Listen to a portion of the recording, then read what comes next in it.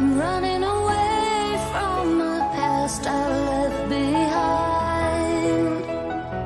I'm looking for answers, but I'm blinded by the light. I'm lost in the music, can I stay here for the night? I promise I'll be gone in the morning, out of sight and out of mind.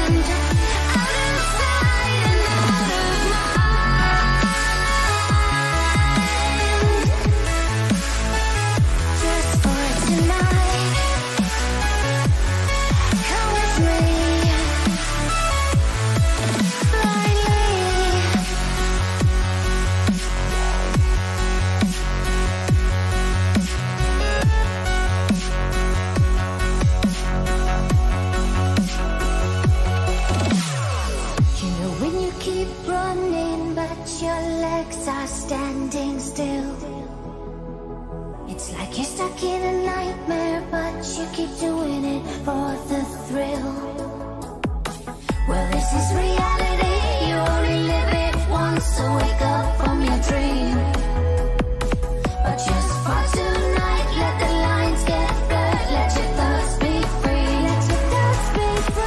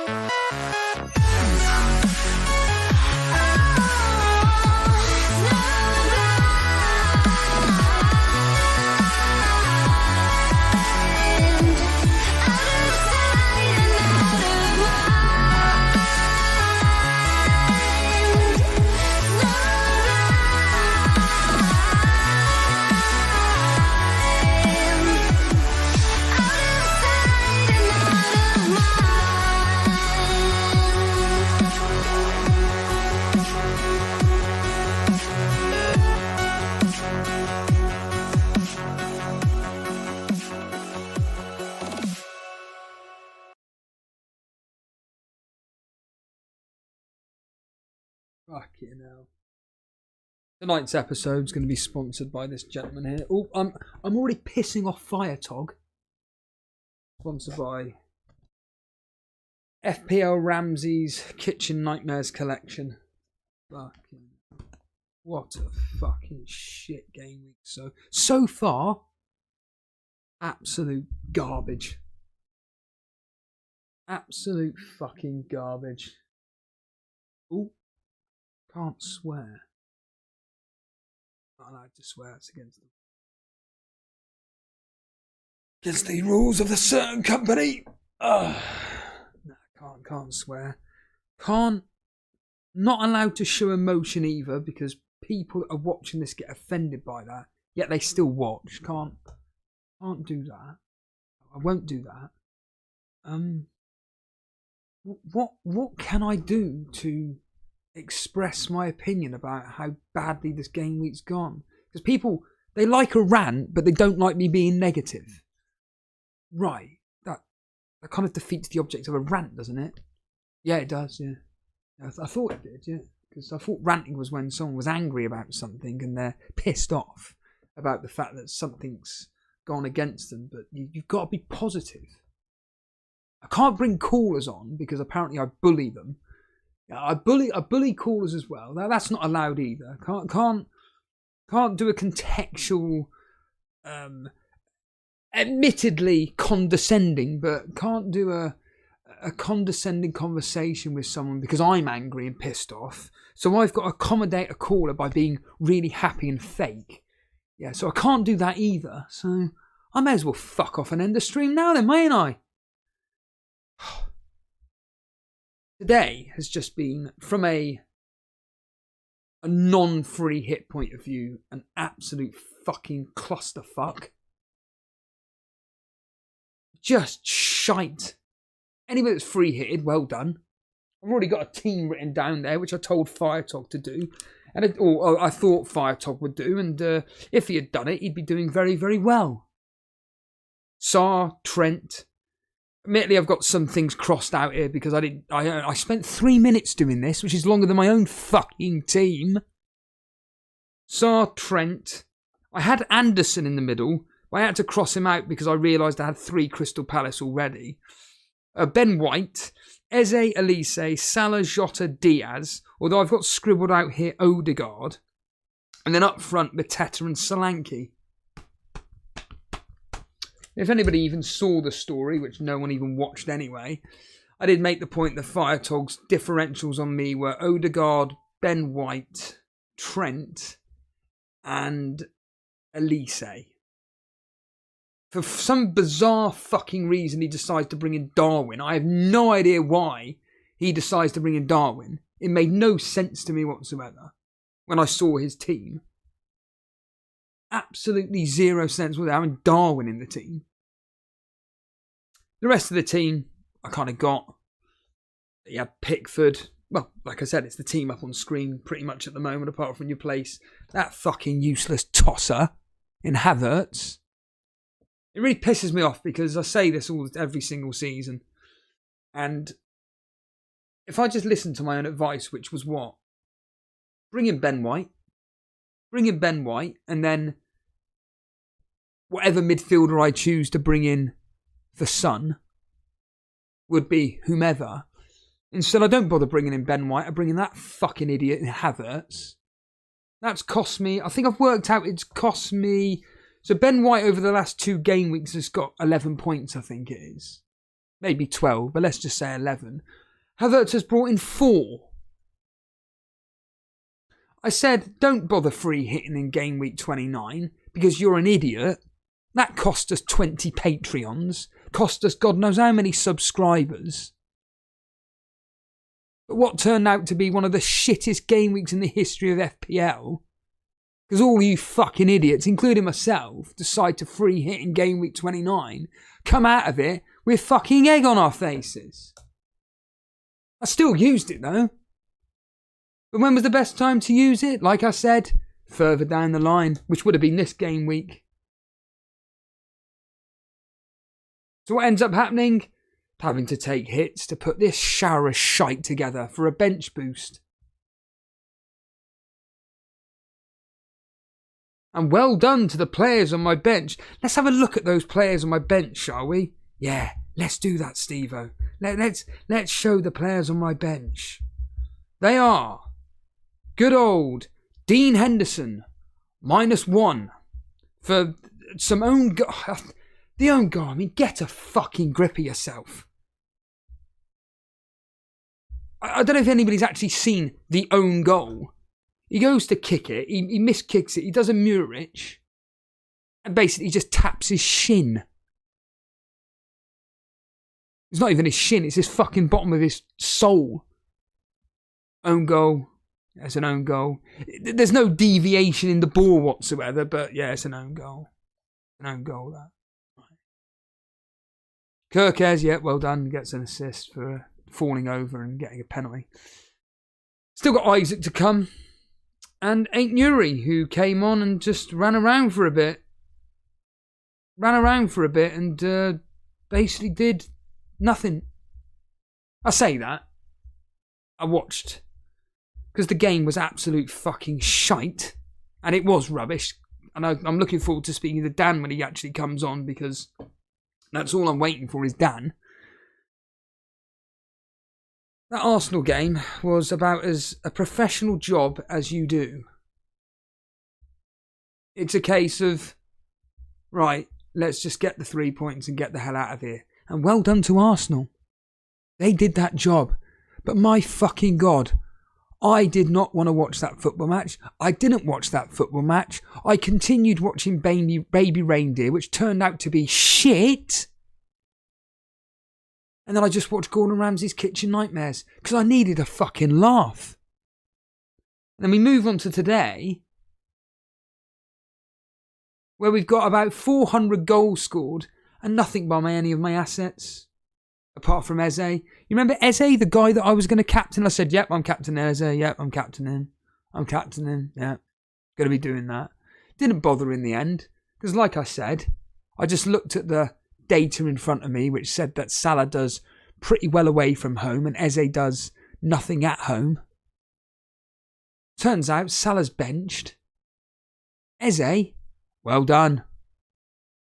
Gets his double-digit hauls. Going to get 2, I think 1 or 2 bonus points. It's just, I said this to my mate Steve earlier on. I'm not suggesting for 1 minute that I'd be number 1 in the world of FPL. In fact, I wouldn't even be number 1 in any of the mini leagues. I'd be about 20 or 30 points better off. Give or take. If I just actually replayed every single season that the three of us have been doing this show, I could count on all my fingers, my toes, the amount of teeth that are left over in my mouth, plus every orifice in my body. How many times I've said, if only I just listened to my advice, I'd be a few 100,000 places better off. Do I listen to my own advice? No. Do I listen to my own gut instincts? No, because for some reason, I don't know why, I just try to be clever. Even though I'm not clever, I'm a fucking moron. But I try to be clever. I try to, for some reason, focus too much on rivals. And I'm not going to mention the person that's disbanded from us, because for whatever reason, they didn't like banter. So they decide to quit Elite FPL. And it's not who you're thinking, Firetog, before you fucking mouth off. And decided to quit FPL, Elite FPL, because they didn't like the banter that myself, Jason, were having with this individual. I suppose it was bullying, yeah. Yeah, we were bullying this guy, yeah. Oh, must have been bullying him. No. It's just another individual that just can't take it when the host of the show, or hosts of the show, are giving it out to the viewers, the listeners. Can't. We love getting involved in the show, Steve. Oh, we love the show, Steve. We love getting involved. It's brilliant. But don't have a go at me.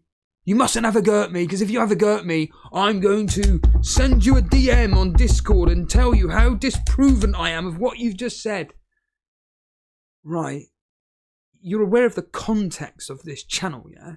It involves you, the community, which means that we talk to you, the community. You love it when we talk to other people in a condescending way.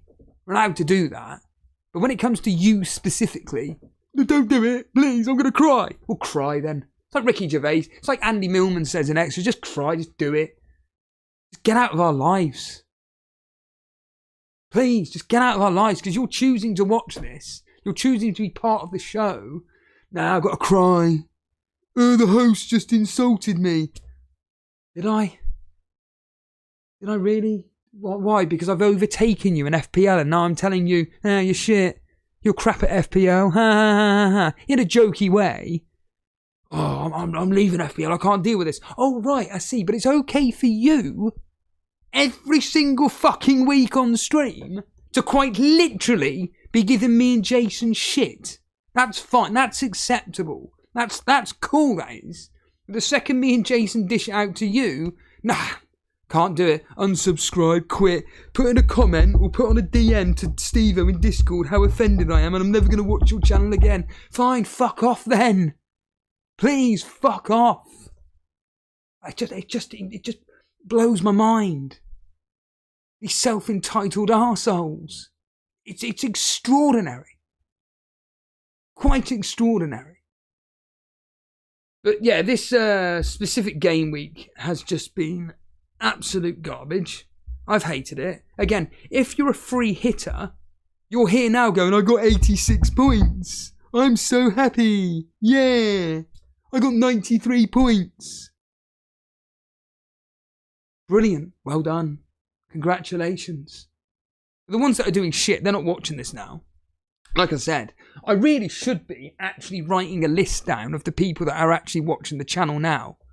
I really should, because all the people that are in the YouTube chat league that I don't recognise, they're being booted out. Oh, and by the way, they're going to be the same ones next season. Why have I been booted out of the YouTube chat league? Because you don't participate in the YouTube chat. It's perfectly simple. That's the whole point in the YouTube chat league. Because you're supposed to chat and contribute to the show. But you're not.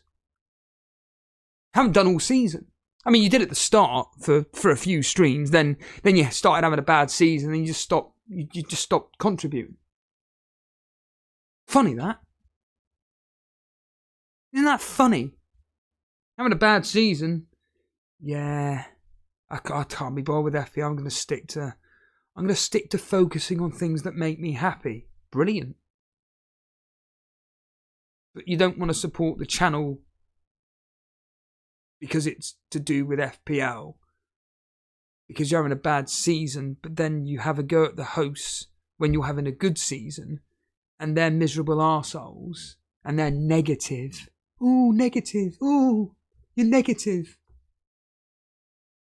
Because they're having a bad season. Oh, well, that's not allowed. It's not allowed, but it is allowed because it's for your benefit of your entertainment. Your entertainment. Your entertainment is watching an idiot like me chatting absolute garbage right now. Because you're having a good season. And I'm having a bad one, which I normally do anyway, because I'm shit at FPL. Yet, when you're having a bad season,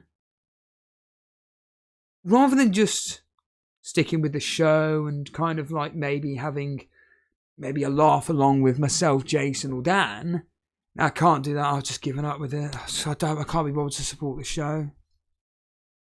Can't be bothered to like the stream. I've really enjoyed the show. I can't be bothered to hit a like button. A proxy like button on your phone. I watch every week. Do you subscribe? Nah. Don't bother. Brilliant. Thanks for that. Really appreciate the support there by not subscribing to the show. Really, really appreciate that. It's fucking great fun. Right, yeah. And I'm not even a Man United fan. Oh, I was so gutted when that VAR decision came through. Absolutely gutted when that VAR decision came through and they ruled that goal offside. Absolutely gutted. What I really enjoyed about extra time is the fact that it was literally just both teams end to end. They were both shattered. Man United were just physically exhausted. Coventry looked like they had more energy. They looked like they actually had a bit more desire regarding everything. And yet, they end up losing. Because of terrible, terrible penalties that they took. Guess what, everybody? I can now shut the fuck up. And guess what? Dan's here. Good afternoon, Dan. Good afternoon, or good evening even. Well, Dan, I'm not allowed to say what I'm about to say because it will offend people. You're bang out of order, Steve-O. You can't talk to your callers like that. You're not a caller, Dan. You're just a host of the show. Yeah, but you can't speak to him like that. I can, and I will. So, Dan, I'm going to ask you a simple fucking question. And you're going to now speak for the next 3 minutes without me interrupting. So, the question is, how's your game week going? Or I'll ask you questions. How's your game week going? And did you enjoy the professional win Arsenal had over Wolves on Friday evening? Take it away, Dan. Yeah, I mean, I'm pretty pleased so far, to be fair. I obviously came on Friday and took your advice about Nunez and slept on it, and then thought, what am I doing? And brought Mateta in. And so far, so good with that decision. I wasn't expecting Palace to blow away West Ham like they did, but 16 points from Mateta, so happy with that. I mean, obviously my front three have done well. Watkins with the 2 assists, Solanke scoring again, and midfield pretty disappointing. Obviously, I captain Salah as well. Seemed the logical captain choice. Didn't start, so that was a big surprise. And Havertz and Saka, so I'll lead on to the Arsenal game now. I mean, yeah, it was, like you said, it was a professional performance. The second half, I mean, the first half was a decent match, but the second half was quite boring.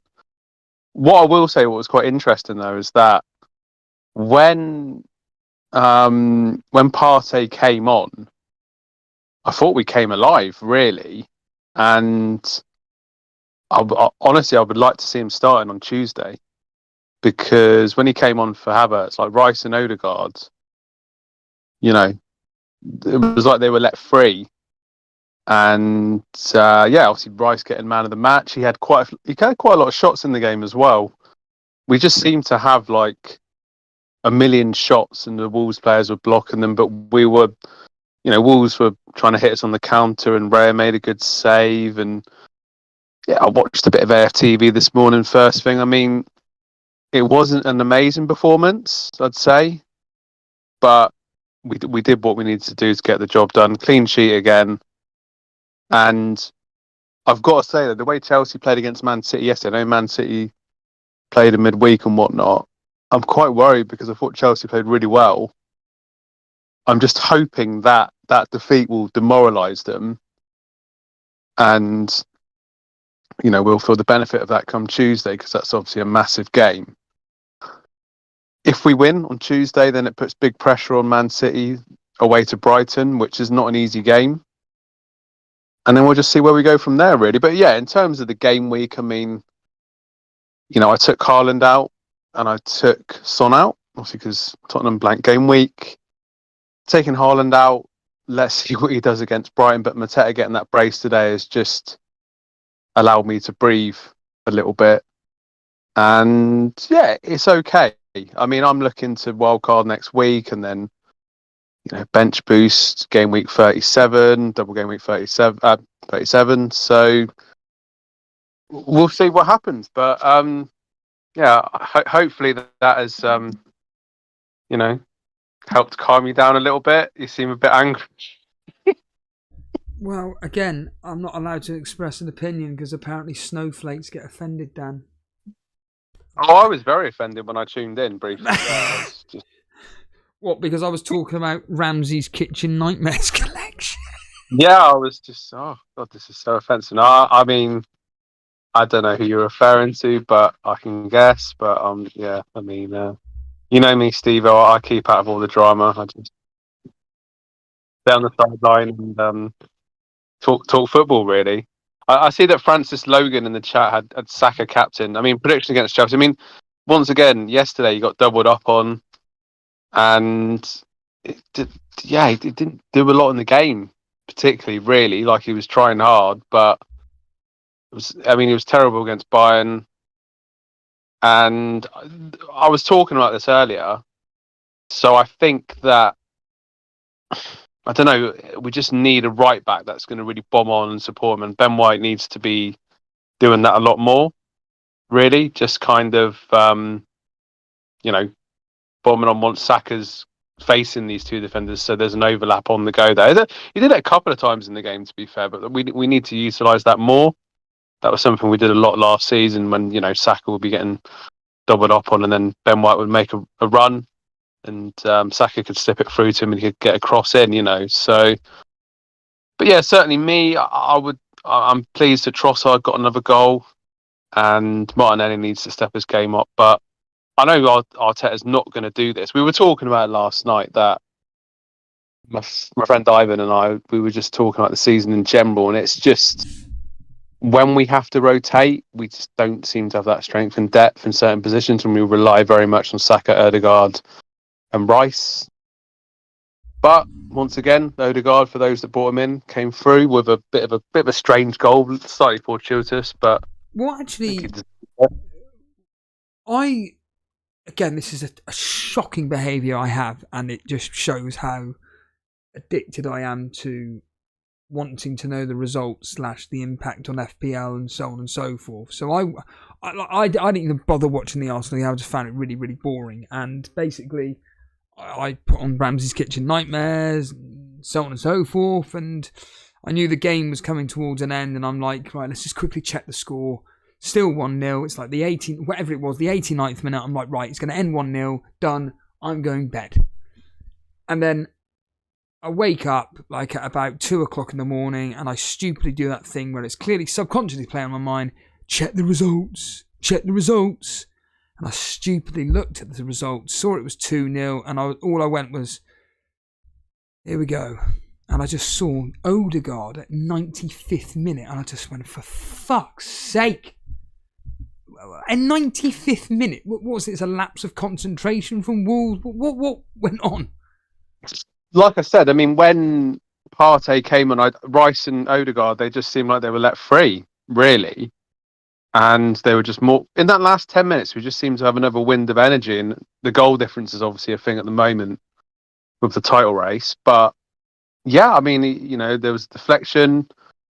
And then he just came in and caught Sarr on his near post, really. I mean, maybe Sarr could have saved it. It was a bit of a strange goal. And... yeah, I mean, Odegaard generally has been playing quite well in recent games, even if not returning, having shots like the shot he had from distance against Neuer on Wednesday, and even in the first half of the game against Villa, played well. In the previous first leg against Bayern, he was excellent. So, Odegaard's been playing well, but just not returning. And I think he was overdue a return, and he obviously got it. So, I was very pleased. But yeah, I mean, one of the guys in the chat mentioned about Kivior. And yeah, he looks a bit suspect at left back. So that's definitely an area of weakness that I'm a little bit concerned about. Well, the only good news for you guys is that they're up against a Brighton team who, again, I don't understand why this game is being played on Thursday. I just play it on Wednesday. All the games just play on Wednesday, then they've got a 3-day break or whatever it is until Saturday. But no, we've got to play it on Thursday. And Brighton at home have only lost twice, and coincidentally, one of those losses was actually against you recently. It was actually their last home game they lost. The downside is that they're up against a Manchester City team who score lots and lots of goals away from home. In fact, behind you, they've scored the most goals away from home. Then it's then it's you with... So they've scored 30... Sorry, Arsenal scored 39. Then it's them with 33. Then it's Liverpool with 32. And then Tottenham with 31. At home, the Brighton have scored 28 goals, conceded 19. I still am of the belief that, unfortunately, Man City are going to absolutely spank them 4-5-1. I think getting rid of Haaland ahead of this game was I just think is bonkers. Unless this injury to him is actually a lot more serious than what is first thought. Obviously, he wasn't even in the squad, was he, for the FA Cup? So a bit concerning there. There was talk about the fact that it sounds like a similar injury to what Kevin De Bruyne had, which made he was out for quite a while. I mean, it was funny because Az on FPL Juice was saying yesterday that I saw Haaland and he looked like he was skipping around and jumping around and everything. Well, I can do exactly the same thing with my torn tendon in my foot. I can't play football anyway, even if it was fully fit. But I can barely run. In fact, I can't run on. But if you were to see me walking around, you'd think that I was fit and healthy. So you're going to have to pray that Haaland doesn't feature at all, because I think people that got rid of Haaland and brought in the likes of, well, in your case, very fortuitous in Mateta, but people that didn't free hit. Fortuitous is a good decision. Well, it won't be when Haaland gets a hat-trick. Having analysed the data on Saturday morning, it was a great decision. So I think fortuitous is a bit harsh. Really. I think you're speaking shit, mate. I might unsubscribe because of this polarised Yeah. Can't be saying it, Dan. You can't be saying that you're speaking shit. Is that feeling like you're being bullied, Dan? Oh yes, I'm crying at the moment as it is. It's just tears of joy though, actually. Still extraordinary, Mateta getting the when he's on 16 He's, points. he's in good form, Mateo. Like he's yeah. I mean, of recent, he's been doing quite well. So you know, And then they're up against a Newcastle team that are leaking goals for fun. yeah, he'll get a hat trick against Newcastle. You heard it here first. I will just end up jumping off a roof off the nearest hospital building, to be honest with you. But yeah, I think, like I say, anybody that's got Haaland, I think you could be very, very profitable this week. I do expect Man City to absolutely destroy Brighton. But yeah, what football did you watch today, Dan? Fulham Liverpool. That's it.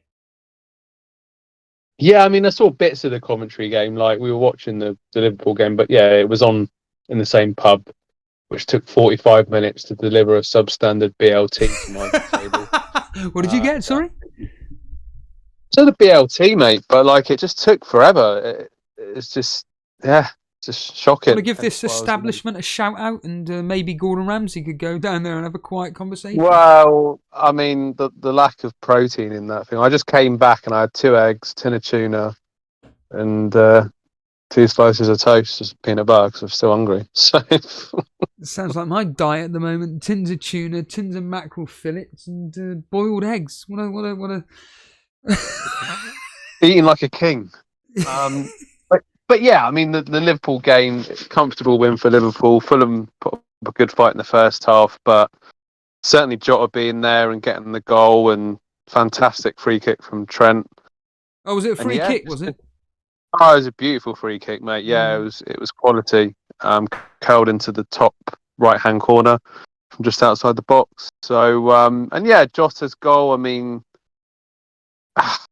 yeah, Leno could have done a bit better on that one, but Liverpool were just in control in that second half, really. Fulham, like I said, they give it a good go in the first half, got the late equaliser, but to me, watching Jota play as well, it was just like Liverpool were back on it, really. And yeah, so they're not going away either. Just want to remind people this is the Sunday surgery, or as I call it, the miserable surgery. If you want to join myself and Dan just to talk about your game week so far, the Discord is open, the waiting room's there. Just jump in and we'll bully you. But good cop, bad cop. I attempted to watch the Everton versus Nottingham Forest game. I'd rather pull my eyes out. It was just shocking. I then went and attempted to watch the Fulham versus Liverpool game, and I was just thinking, I can't be bothered because Salah isn't playing, or Darwin. So I just don't want to watch this. I could not be bothered to watch Man United Coventry because Man United were 2-0 up, and I'm just thinking, well, this game's dead and buried. And then it was Boona who on X had posted about the fact that Man United looked like they're cocking up, and I'm thinking, sorry, what? Quickly went on ITV, see that it's 3-3, and I'm like, what the hell? This is when you want Jason on. Jason, if you are watching, Discord is open for you to jump in and tell us about what happened with Man United today. Did you see any of the extra time? I mean, I saw the offside decision for Coventry's goal in the 120, but it was offside. I mean, it wasn't much in it, but it was offside. So yeah, I mean, it's just, I mean, those Coventry fans must be absolutely devastated. But fair play to Coventry, to come back from 3-0 down. I mean, I was just laughing when I seen it in the pub. But no, I mean, what's the fallout for Man United in a comfortable position off the back of some relatively good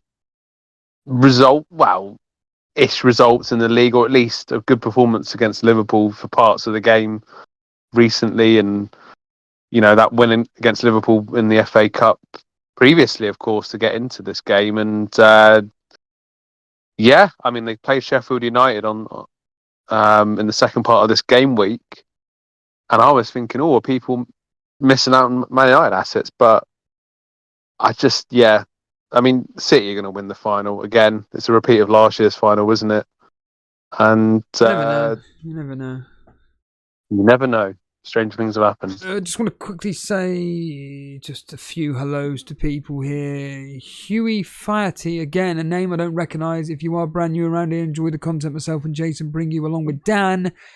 Make sure you are hitting the subscribe button. Make sure you are hitting the like button as well. Very, very appreciative. It's the best way to support the channel and the show. He says here, maybe play Tomiyasu for the rest of the season. I think he's injured. Well, he got a bit of a niggle, didn't he, at the Bayern Munich game?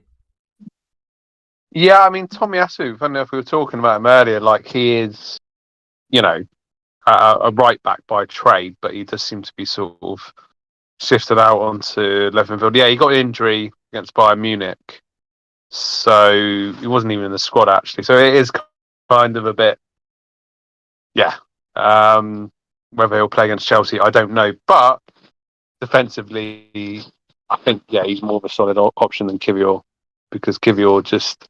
I don't know if he really suits that left back role. He had been doing well before the international break in that role, and then he seems to, since Premier League's come back, I don't know. He's not been quite out. He's still a young player, and but if Tomiyasu does get fit soon, then I'd slot him back in there for now. Really.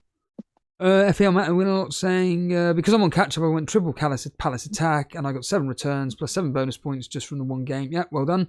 Matt Henley here, will Haaland even play? Well, based on, again, I saw this as well, Shagar saying, I doubt he starts, seeing as all his family put him last on the bench. Yeah, surprise, surprise. Animation saying, I'm more annoyed at the fact that Udogie being injured for the rest of the season. Why? I'm assuming you've got him in your normal team and it means just another headache due to the double game week 25. Who to bring in instead of Udogie? Mohammed is saying Trent Alexander-Arnold, to be completely frank. Nuka Atom saying, we taking any callers? Yep, I've just mentioned that. Kevin Kelly, good evening. Gravy Dave, we need more. Gravy Dave, how are you doing in Sky? I'll be really interested. I mean, today I've been I say a cock up. I don't even take any notice of it anymore. But I'll be pretty happy if I end up in the 3-digit figures for a player that barely even looked at his squad after halfway through the season, getting a 3-digit overall rank in my first ever season playing it, and probably my only ever time I'm playing it. Not bad. But yeah, Gravy Dave, I know you're doing exceptionally well in it. Gravy Dave was something like 35th in Sky. He's saying here, we need more stories on the Total Stealer podcast about your chefing days. Yeah, I did. So there's a bonus one coming out tomorrow, and then there's another bonus one I recorded today. Just another FPL Juice Lovin'. That's coming out on Tuesday. Nick Sharp saying there's no chance Haaland starts.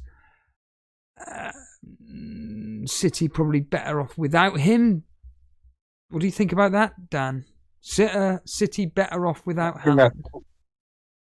I think that's crazy saying that, but if it is this muscular injury that you're talking about that Bruyne had, then there's a possibility that he won't start, and that decision to take him out will be inspired, really. But do City play better without him? No, it's crazy saying that. Nick, you're crazy. Runo, a supporter of the channel here saying, here we are, Dan. Do you want to have a laugh? Do you want to have a laugh, Dan? Go on. You triple captain Salah. Wow. Could still pay off against Everton. You never know. It won't.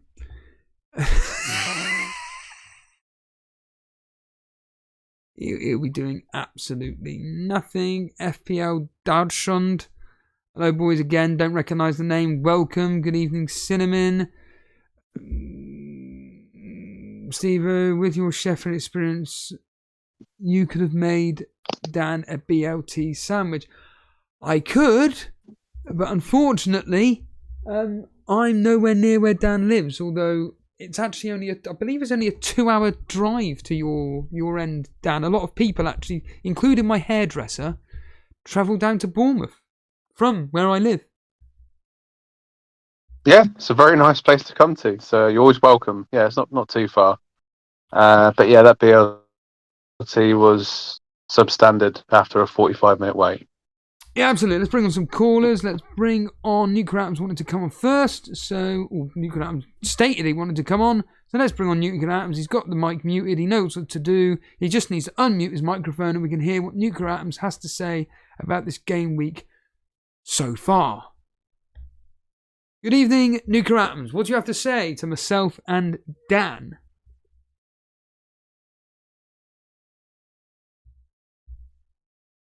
Come on, Nuclear Atoms. You just unmuted.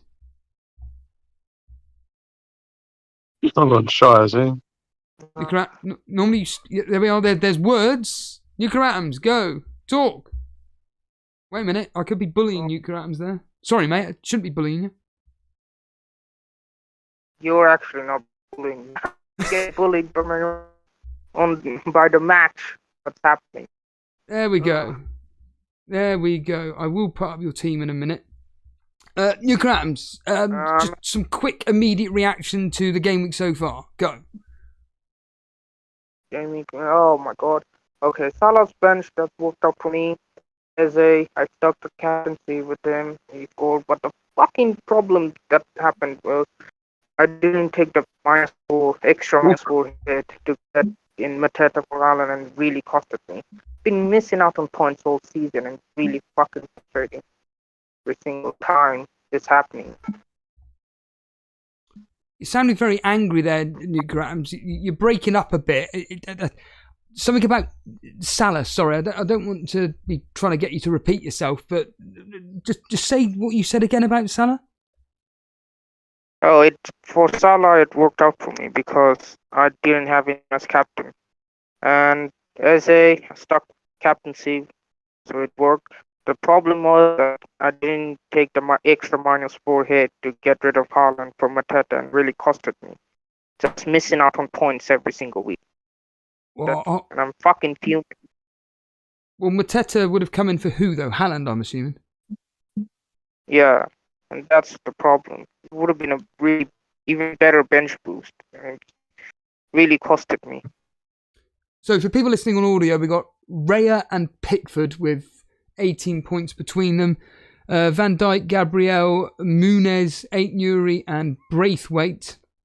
Eze captain, Saka, Sarabia. Sarabia was a sub, wasn't he? Yeah, I think he just rested him for some reason. I mean, he will probably play the next game. He'll probably start the next game. Oh, absolutely, yeah. Salah, Palmer, Darwin, Haaland, who, well, it looks like he's probably not going to start, but who bloody knows. And then Solanke coming through. So you did so it isn't actually on my screen. So you did -4. You said you wish you did the Mateta move in for Haaland, essentially doing what Dan was going to do. Well, what Dan did. Pretty much so. You should be overall pretty happy, though, with this. I understand the frustrations, though. I am happy with some of the outcomes. Like, it's still a narrow. I think my hopes are right now just getting set at home and be done with. I think I'm very close now. It's just the Mateta thing that really bugs me today. Really killed up my mood for all the good things happened. Just Mateta getting that 16-pointer goal. I couldn't have imagined how well he did. Before that, he got one goal and yellow cards sometimes. That his ceiling wasn't this high. I was shocked at how well he did today. How close were you to making the Mateta move? Like, was it like the last 3 minutes before deadline? What was it? Yeah, I was gonna make it, and the time ran out, and I just couldn't make it. So what I want to understand the psychology then. Why didn't you just do it half an hour before deadline or whatever? Because I wasn't very sure of it. Like, what if Haaland was fit? Then is it really would have been like before when I took like -8? I really got stung. Like, it cost me a lot of points. And whenever I took the extra -4 hit, it never worked out this season. So that's why I got scared or very unsure of what to do with the extra hit. Should I do it or just keep Haaland? That I was very unsure of. One of those, Dan, isn't it, where sometimes you think, is the hit worth it? Yeah, definitely. I mean, even look, me doing that move, I wasn't sure about it, but sometimes you take a risk and it pays off. And yeah, it is frustrating when you're close to doing a decision. And Dan's just fallen off a cliff. Today, obviously, I was talking about bringing Nunez in. Are you shocked that someone like Firetog, who's chasing, yes, he's overtaken me now, but went with Darwin? I'm personally shocked that he went with Darwin. Well, this is the thing. I mean, And this is this is nothing to do with hindsight. I don't understand why you'd bring in Darwin this game week. Well, it's just the fixtures, isn't it? Really, and the fact that Liverpool are going for something, i.e., the league. So, yeah, Nunez. I mean, I call him combat man, but there's a real lack of fatalities from him this season because, yeah, we know he can do all the good approach play, get into our positions, etc., etc. But yeah, he's just not prolific, is he? Really? But I mean, Mateta getting his brace today, yeah, did not see that coming. But he's had a few goals in the last few games. I mean, scored against Luton, Forest, and Man City recently. So yeah, I mean, The only upside, Newcrat's for you though, then, is that you got the captaincy right then for your team, give or take. It's come through. That's the one takeaway from today that you should be very happy with. Always the only thing I was certain of he's gonna do better than Salah because he played in Europa League. He had 2 days rest, and I can't expect him to do that well against Fulham away when Fulham are quite good at home, even though they won today. But they sometimes do. They're a very inconsistent team. But with Eze, he's at home against West Ham side who played the Europa Conference League, and they're very knackered, and they're just gonna fall apart. West Ham, when they do play the Premier League after a European match, they tend to be played like dross. Like they don't have the legs for it. And Crystal Palace absolutely took advantage of it and made them look like a mockery. It was a demolition. Like it was too easy for them. I predict Crystal Palace to win. I didn't predict to win against West Ham at that much. Fabianski coming in for Areola also makes a huge difference as well. Fabianski is not as good as Areola at all. Areola makes so many saves, and maybe if Areola would have played, it could have been a 3-1, couldn't have been 5. And it looked easy to Palace as well. I didn't actually watch any of the matches today. I just watched clips of it.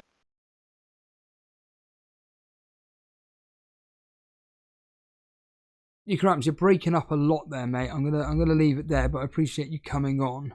It's kind of in and out at the moment. The audio. I don't know why.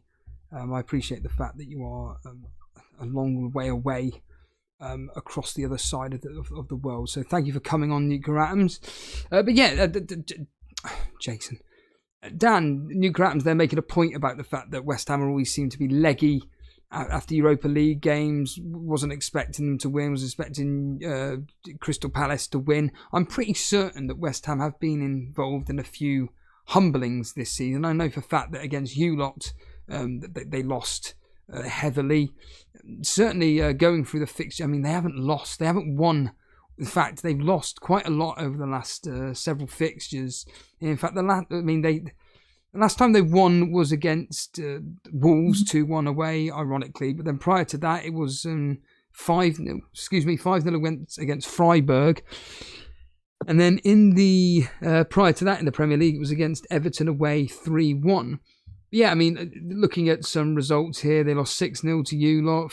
They were in a high-scoring game, 4-2 against Brentford. High-scoring game against Everton, 3-1, 2-2 against us, 5-0 against Freiburg, 4-3 loss against Newcastle, 5-2 against Crystal Palace. They seem to be involved in some very high-scoring games this season, West Ham.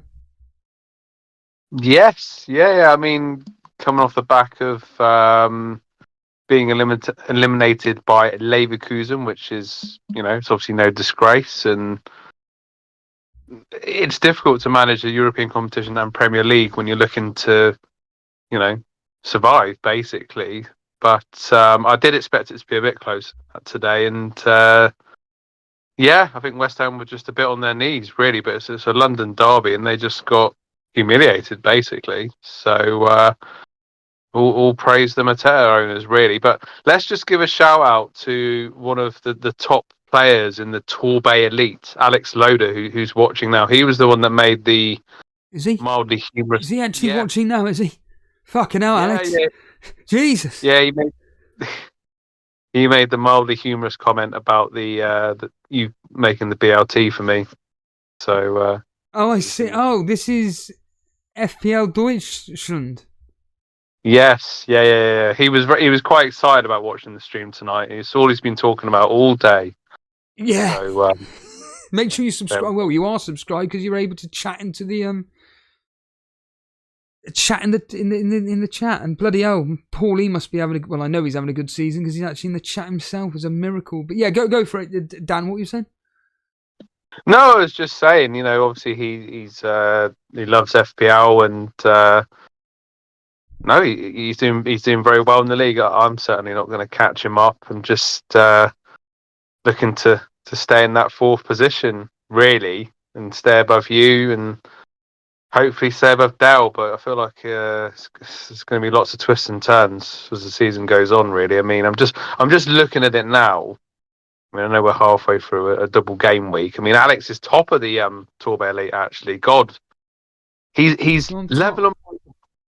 Steve, explain this to me. So he's level on points with Darren Monday, but he's top. So it's because of it's based on who's got the most attacking returns in that specific game week. So I'm assuming Alex's team has got more attacking returns than Darren's team. Yeah, it's crazy how which based on the points is clearly evident. Yeah, I mean, I don't know if I could catch up Si, but it's more. I mean, God, Dan Benson's right on my tail. He's only 11. He's had a stormer this week so far, 77 points, and Dell's it's very tight. It's very tight. So there's still an awful long way to go, really. But just to look at Alex's team, if we can just bring it up on my Nokia 3310, so. Yeah, Alex played his free hit. He kept that quiet today, bloody hell. But he Pickford in goal, Trent Alexander-Arnold, Eze coming through, Mateta, obviously an inspired choice like myself. And yeah, I mean, but he captained Salah as well. It was the standout. You scoffed at whoever it was talking about bringing in this Diaz of Sheffield United. It was a punt, a major punt for bloody hell, man, for free hitters. You laughed at it. Do you want to have a laugh at Alex at the fact that he brought him in this week? Yeah, I found it hilarious. But having said that, and I told you Burnley would do Sheffield United. He's got a great fixture against Alex's second team. Man United on Wednesday evening. Second team? Yeah, Alex supports two teams. He supports Bournemouth and he supports Man United. Okay, fair enough. Has Alex always lived in Bournemouth? Yeah. Okay, fair enough. So he would have been with them whenever they were in League 2 and so on and so forth. Yeah, that's it. So.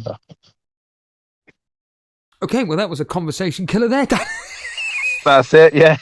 So let's move on.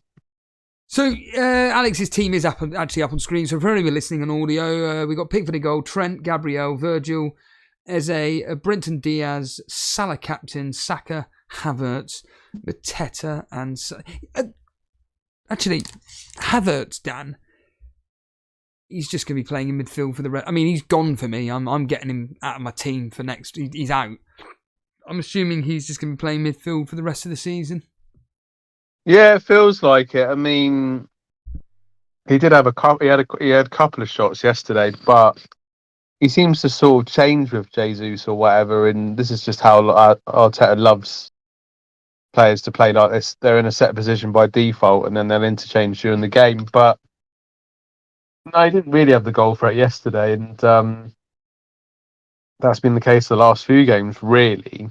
So let's see how he does against his old team, Chelsea, on Tuesday. Obviously, players always score against that old team most of the time. But if he doesn't perform on Tuesday, then yeah, I mean, I'm thinking similar as well, to be fair. Right, then let's bring on animations. See what animations has to say. Good evening, Thomas. Good evening, lads. How's it going? Good evening. Do I dare talk to you? Because apparently I bullied you last week. Yeah, well, there's some people in the community have said that the streams haven't been amazing, and like the way you apparently were speaking rude to me the other day on the Sunday surgery. And I said to this specific person that when I come on air, I don't ever feel like you're bullying me or anything like that. I come on air to have a nice conversation with you about FPL and in general stuff, and for people to feel that way and think that is nothing of the sort. Like I never come on here and feel like I'm getting abused or anything like that. So I just wanted to tell those people that if you're thinking that, it's nothing of the sort. And if you don't like it, sod off at the end of the day. I listened back to the audio and I spoke about it on a Patreon podcast, and I listened back to it. And when you actually have the context of the whole conversation from not from when you come on, but from the start of the stream to once you're brought on, there's context to it. And it was just to prove a point about the fact that how difficult it is to talk positively about something that's going against you. It's very, very difficult. And it could have been anybody. It could have been you, it could have been Nuclear Atoms, it could have been Firetalk, it could have been Paulie, it could have been Dan, it could have been Jason, it could have been absolutely anybody. Unfortunately, you were the poor sod. That was the first that decided to come live on air. You took up the challenge. And after the, shall we say, and I won't lie, it did come across a bit of condescending, and I apologise for that. But I think the terminology... Apologise, mate. I think the terminology bullying, I get offended by, because it's like, I'm not out to bully anybody. I think it's a bit of a strong terminology there. But moving on to this game week, I'm glad that you did take my advice and go with Trent Alexander-Arnold. The team is up on screen. You've gone with the free hit, massive 78 points. Pickford in goal, Robertson, White, Trent, Elise, Saka, Havertz, Salah, captain, Eze, Solanke, Mateta. It's pretty much as I could have called that team last week. In fact, I probably did. The only difference is that there was a few question marks over who you're going to be bringing in. But I know for a fact that I don't think you were going to go double Liverpool defence. So what made you get double Liverpool defence? Yeah, so on that, obviously, I watched the Thursday night game when it was Liverpool against Atalanta, and I just thought to myself, I didn't really like the look of what Darwin was providing and Diaz was providing. So, yeah, last minute, I dropped the Palace defence because I just thought Newcastle and West Ham would score, and I could still see that. So I thought I wanted to go for that instead of double Arsenal defence, and I just thought he was talking about Trent and Elise and other players like that, and I just thought, why not? It's a free hit. Let's just bring in Trent and Robertson, and then so that's what I ended up doing. And then obviously, yeah, with the Palace triple attack, I did not see that coming with a 5-2 victory to Crystal Palace, and obviously the Elise pick has paid off, and hopefully he starts with this performance in the Newcastle home game. Hopefully, I think Dan, these players, all three of them, will be starting no matter what. Yeah, they should be, yeah. And yeah, some great picks, animation, so well done. Havertz, though, and I mean, I'm a bit confused why you went with him. Admittedly, he is a bit templatey, but yeah,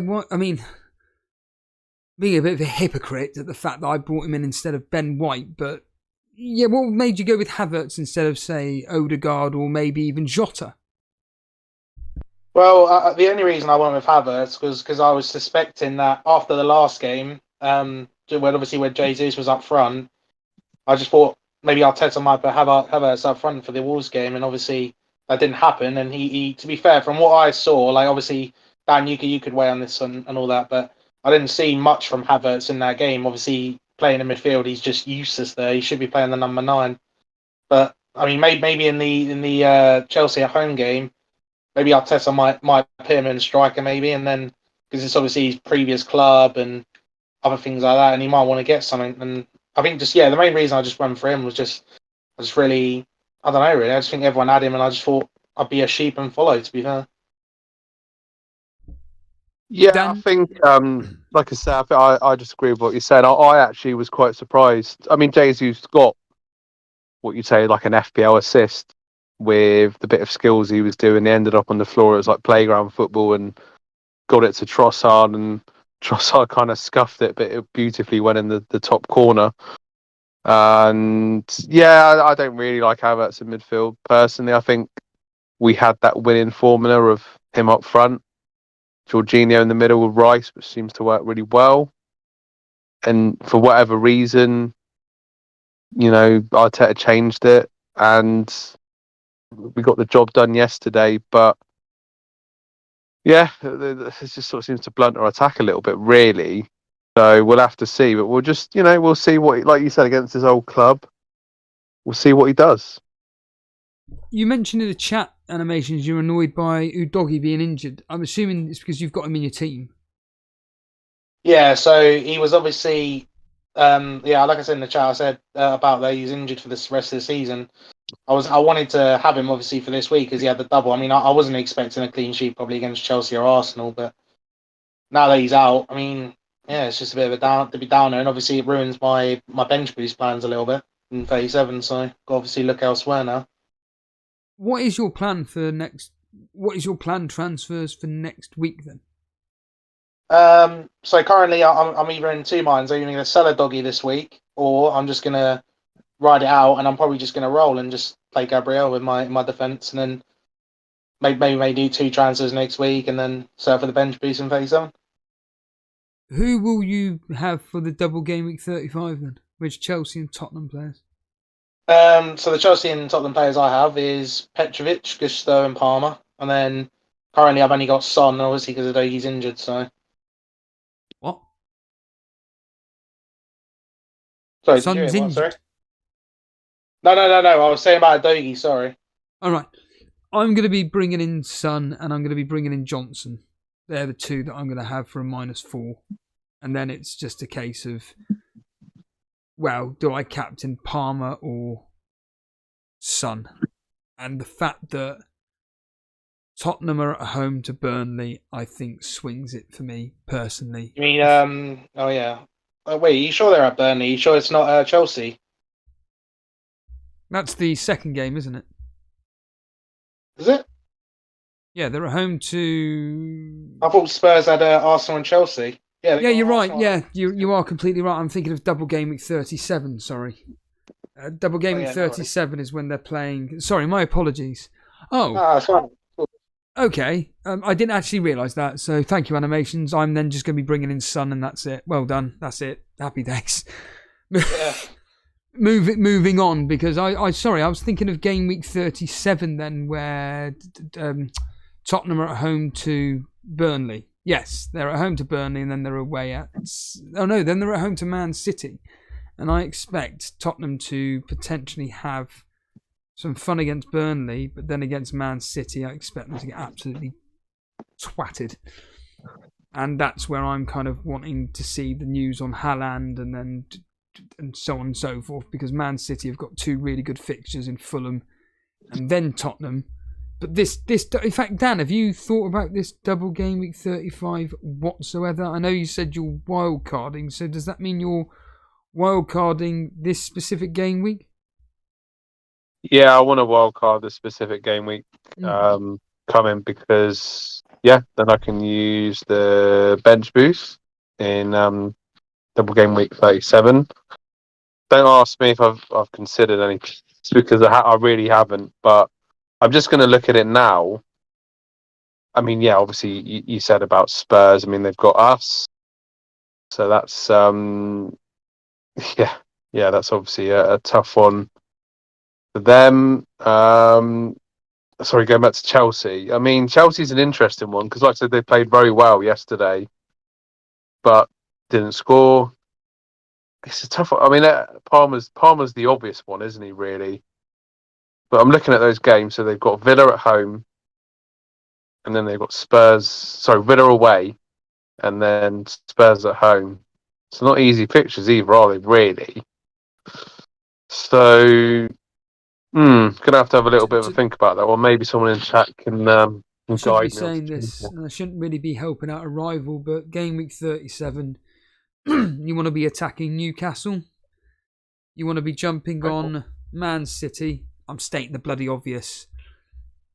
Honestly, if I'm going with a Man United player, I know that what Mark Goldbridge says is usually gospel, but he does not want Marcus Rashford ever again playing for Man United, basically. He doesn't want him starting, but he will be starting. I just have this feeling for Marcus Rashford in game week 37 against you lot and Newcastle. You ain't going to be touching Brighton players whatsoever. You ain't going to be touching Chelsea players apart from Palmer. So you want to be tripling up on, I say tripling up, at least a minimum of double up on Newcastle, just attack-wise. Forget defence, just attack. Maybe one Man United, maybe at a push two, Fernandes, Garnacho, but if you really want to go differential, Rashford. Man City, like you state, the likes of Haaland, Foden, I mean, it's stating the bloody obvious with these certain particular individuals. So yeah, it's going to be a very, very interesting decision what you make over the next coming few weeks. Because for double game week 35, as it stands right now, who have you got for double game week 35? Who's that to me or Dan? No, to Dan. In fact, you got Palmer. That's it. Yeah, I mean, I just got Palmer, yeah. So I'm going to need to do some work on that wild card to set it up. Yeah. Yeah, and obviously, like with you animations, you got the 3 Chelsea, and then you will have a Tottenham player in Son. You're pretty much set up for game week 35. You don't, like you say, you don't even need to touch your team, and then you can just go into game week 36/37, set up your team for 37, play your bench boost, and then it's, well, who are you looking at in game week 37, like as differential punts? Harvey Barnes could be brilliant. Yeah, so 37, Rasmus Højlund is someone I'm tempted by. Really? I mean, yeah, because I have to get a Darwin replacement soon anyway. It's just like I've got Isaac and I'll have Ireland, so who else is there really I'd want to go for? Yeah, and then besides that, maybe a Gavardio if I think he's going to start both the doubles Man City, maybe. But besides that, yeah, I don't know really about anyone else. Like you said, maybe Garnacho, but we have to wait and see really as we get closer to the time. Yeah, Garnacho is a player that seems to be getting subbed off quite early, despite being what looks like an inspirational player for Man United, an actual driving force. I think Newcastle could be the ones animations to be looking at. A triple up of Gordon, Harvey Barnes, and Isaac could be legitimate gold, and I think that it may be advisable, genuinely, to go down that route. Well, that's the issue, mate. I've got Gordon and Isaac, but the only issue is in 37, would I transfer out Saka, who would have Man United for him, or should I go for the defensive option like Burn or something for the bench boost, maybe? I personally, with Saka, I mean, you've got more saying this, Dan. I think you could probably get rid of him. Dan?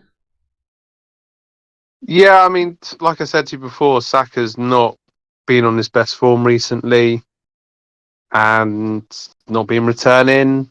He did have a period, like I said, earlier in the season, didn't he, really, where he went a bit off the ball and then he went back on it and scored and then he went on a run again. But I just think there's no rotation option for Saka at Arsenal. And I think however he plays, he'll play the next game.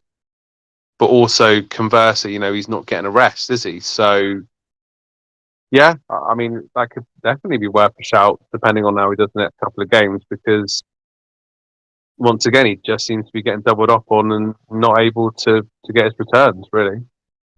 Animation's final question, and it's a stupid one. I mean, you're obviously going to be happy with this game week, no matter what. You're going to be overjoyed here. What do you expect to break the 100? Actually, no. I suppose mathematically you will be breaking the 100-point mark. What realistically do you expect to get out of this game point-wise? 120 plus points? Yeah, if I'm thinking minimalistically, I think a good 90, maybe 100. I'd expect, but yeah, I mean, like you said, maybe 120, maybe. It just depends how the other games go, really, and if Salah actually can flip and start a game. Well, he'll be starting against Everton. That will be happening. Yeah, so yeah. So hopefully I can get something there, and obviously with the Palace boys and maybe Robbo or something. But yeah, probably 90 to 100, I would say. 90 to 100 points. Well, good luck with that. Yeah, thanks for having me on, gents, and yeah, it's always been a pleasure to talk. And don't ever feel like, Steve, that you're apparently bullying me or anything like that. No, it's all said, as Jason says, it's all done in good nature. Yeah, of course. Thanks for having me on, gents. Anyway, I'll leave you guys to it. I'll be watching. There we are. There's Thomas there, aka Animations. Good call there, Dan. Yeah, great to have him on and clear that off. And fair play to him for doing so well so far this game week. Yeah, he's doing. Tom's doing very, very well this season. Full stop. He's like 100. I think he said he's 150k, something like that, as it stands right now. A Harbour Boy. Congratulations to Harbour Boy Paulie, making me aware that it is the fact that he is like 840th in the world. Really? Yeah. 849th, I think Paulie said. That's crazy. Yeah. You know, Absolutely. I mean, I did meet a guy in the top 700 the other week at the pub. That was quite funny, and I couldn't dream. I can't imagine what it's like to be in that sort of position in the game. Really, you know, I think my highest ever rank in the game overall is 160k, something like that. So is this your best ever season then? Season's not over yet, is it? So we'll see what happens. I just take every game week as it is, really. But so far, yes. But we've got a very long way to go in this season so far. Yeah, and hopefully I can catch you. I mean, Alex here is saying here that Jackson not getting his 10th yellow card in the Arsenal game is going to be significant. Animation saying he actually went from 289k to 130k.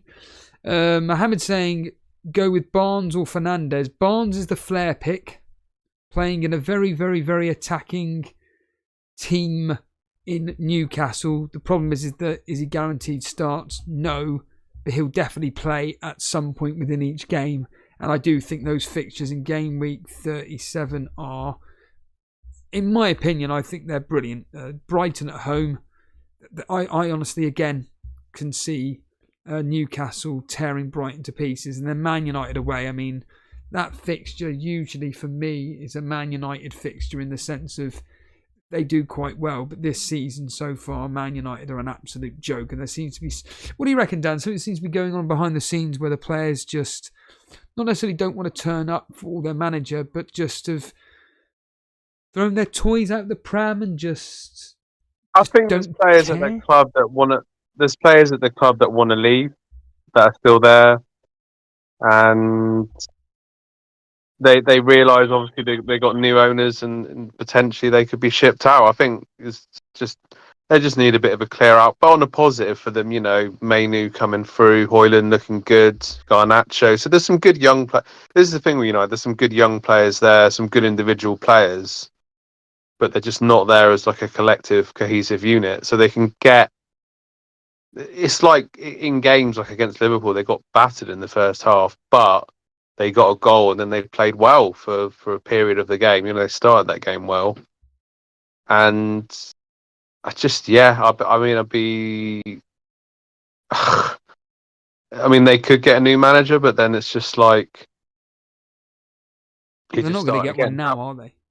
However, yeah, I mean, before the start of next season. However, Sancho's been doing quite well on loan at Dortmund. You know, if they got a new manager, maybe he'd start again with them. Who knows? It'll be like a new signing, as they used to say about Diaby when he came back from injury. Animation's asking, well, he wasn't asking, he was just mentioning about the fact that he may not consider triple Newcastle attack, but certainly maybe go with a defender. Based on the history, I advise you to do so. Here's the last 5 results between Man United and Newcastle. Man United 0, Newcastle 0. Man United 2, Newcastle 0. Newcastle 2, Man United 0. Manchester United, Dan? 0. Yeah, Newcastle 3, Newcastle 1, Manchester United what, Dan? 0. Yeah, a lot of nils in their animations. So maybe Dan Burn, Shaw, whoever. Maybe even Trippier. I just want to quickly go over, Dan, the Super Cup brought to you by Firetog, who surprisingly isn't here tonight, which I am surprised at considering he's doing very bloody well. And we've been slagging him off. Oh, fucking street. Oh, shouldn't be saying that though, Dan. He's probably quit his Patreon. Probably unsubscribed. Yeah. Left Discord. Yeah, I agree. Yeah. Steve-O slagged me off for saying I brought in Darwin. God's sake. At the moment, as it stands right now, we are halfway through game week 34.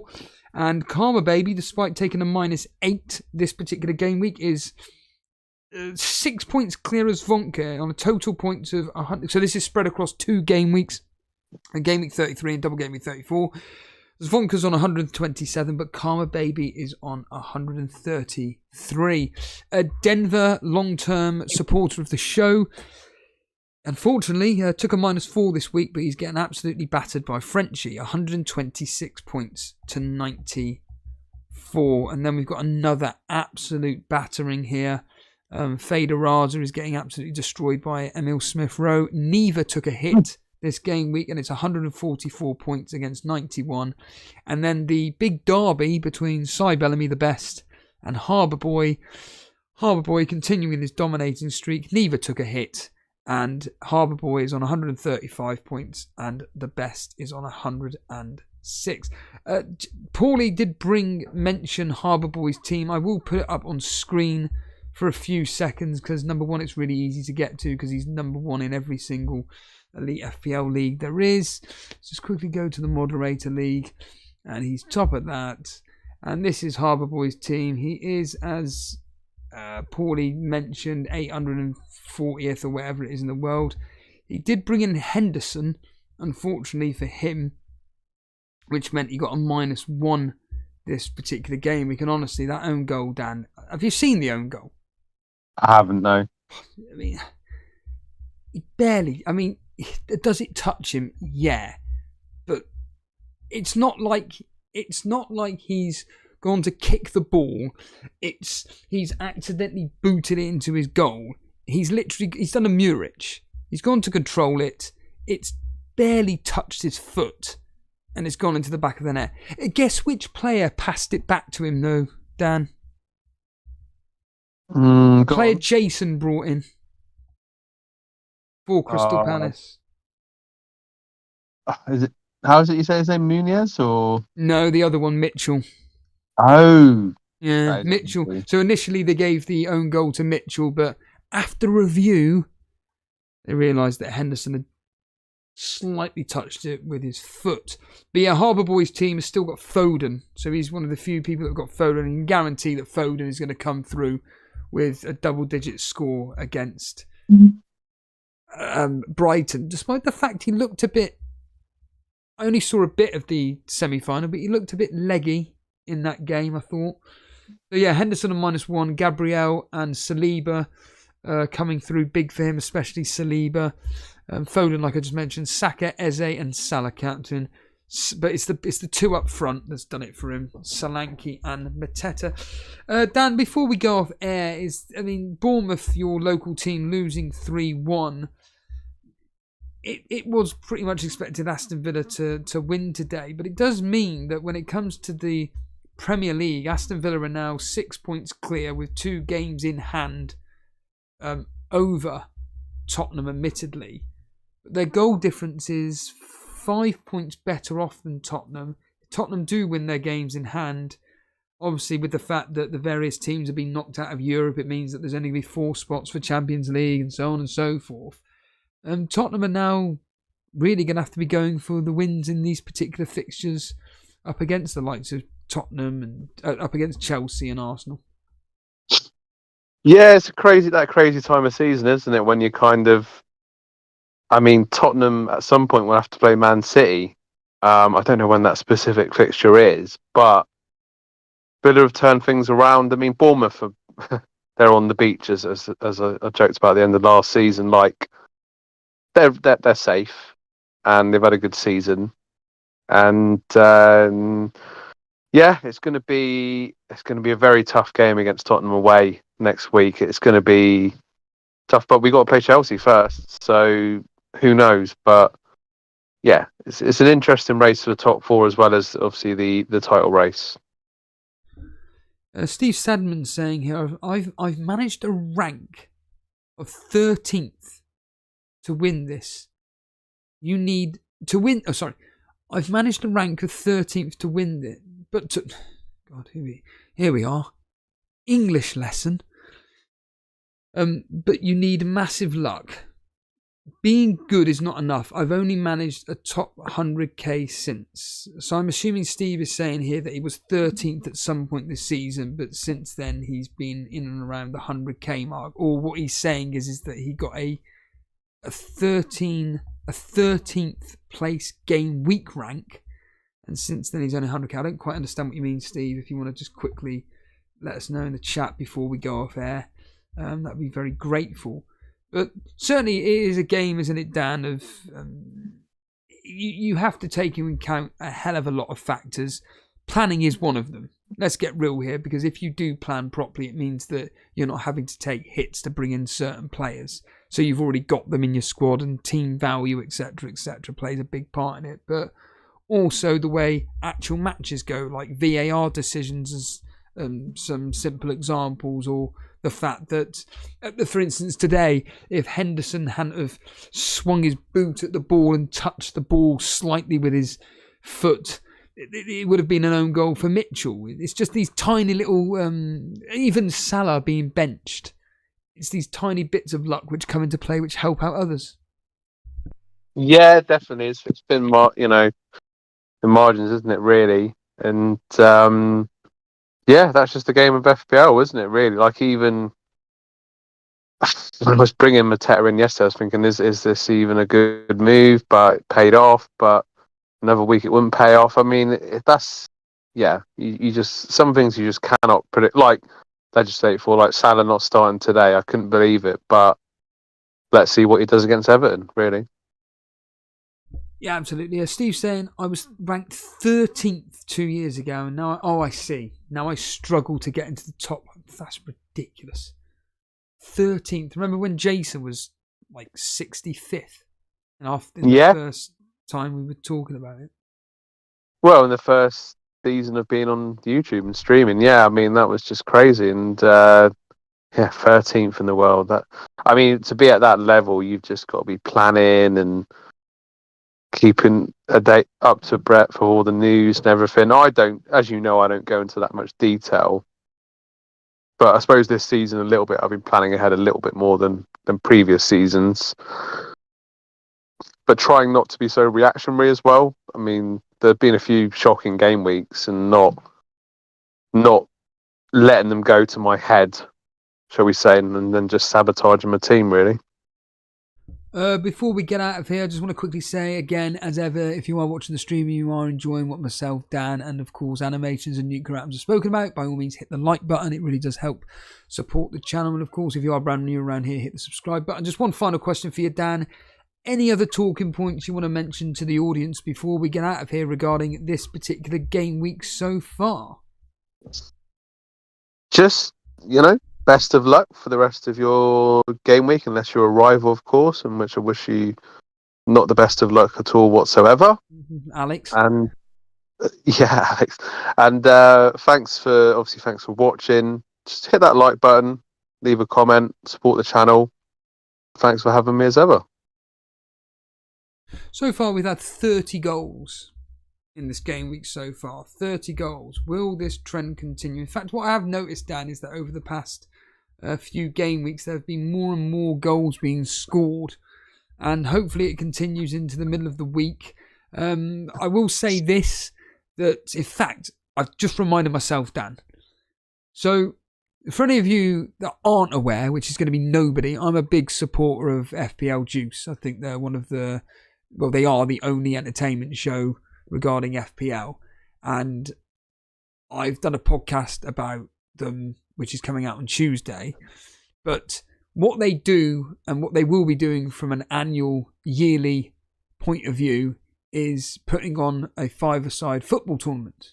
Now, I've been lucky enough to go to both of them, and I've really, really enjoyed it. And Nick has asked if we can get an Elite FPL team together. Now, I've already had one person message with interest about being part of an Elite FPL team. Now, I have said to Nick that I don't know if we'll be able to get one together for this summer tournament, but certainly for maybe next year, there's a small possibility. But if there's enough interest from you guys, the Elite FPL community, that'd like to participate in a five-a-side tournament, which will, of course, be myself, hopefully Dan, hopefully Jason will be able to turn up. And, of course, anybody that wants to come along and represent Elite FPL, can you please just DM me, whether it's on preferably on Discord, but on X, or whether it's Elite FPL, or whether it's my own personal X account, which is Elite. I think it's just at Elite FPL Steve. I've changed it to. And then, if not, you can DM me on Discord and just show some interest, because I would like to put a team together for that tournament. Steve, would you believe, Dan, found a football and put it to one side in the garden. I'm actually training. I say training. I'm trying to use my left foot only because I can't use my right foot, and see if I can turn into Lionel Messi, Dan. Well, that's amazing. I mean, funny enough, I was in Sports Direct yesterday and I was looking at the football. I was thinking, maybe I should. I haven't played football in such a long time. It's been like 3 years now. So, I mean, I'm getting better at tennis week by week. So that's a bit of, I'm into that sport. And then to get back into football, I've got a year to get ready. So, yeah. Well, if any of the guys, James, if you are watching, which you're not, then maybe you could put together a Wimbledon-style tournament, and Dan can represent Elite FPL. At least we'll have a chance of winning. Mate, when it comes to not playing football, you should see some of the players that are representing FPL Black Box. As I described in the... and even FPL Juice themselves... As I described in the podcast review of the tournament, watching Black Box and Juice playing against one another, it was like watching a retirement home in a football match, shall we say? And that's me being kind. But trust me, it's all a bit of fun. It's nothing serious. It's a way in which I see with gatherings like that.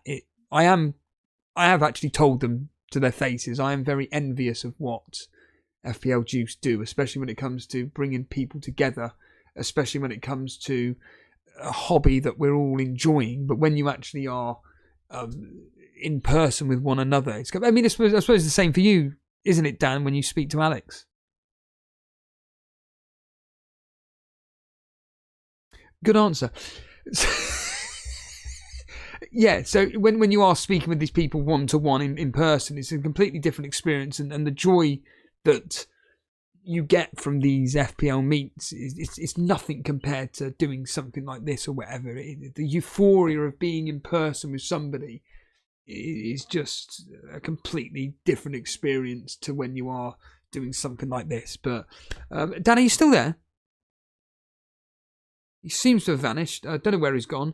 So on that note, it leaves me a perfect time to just say cheers everybody for watching. Really do appreciate it. Like Dan said, if you have enjoyed the stream and whatnot and you are watching on the replay, make sure you are just leaving a comment even when this stream ends. Just leave a comment. That's all you got to do. Just leave a comment and just say thanks. Quite literally, thanks. That's all you got to do. It's simple. Other than that, as ever, really do appreciate all you guys tuning in.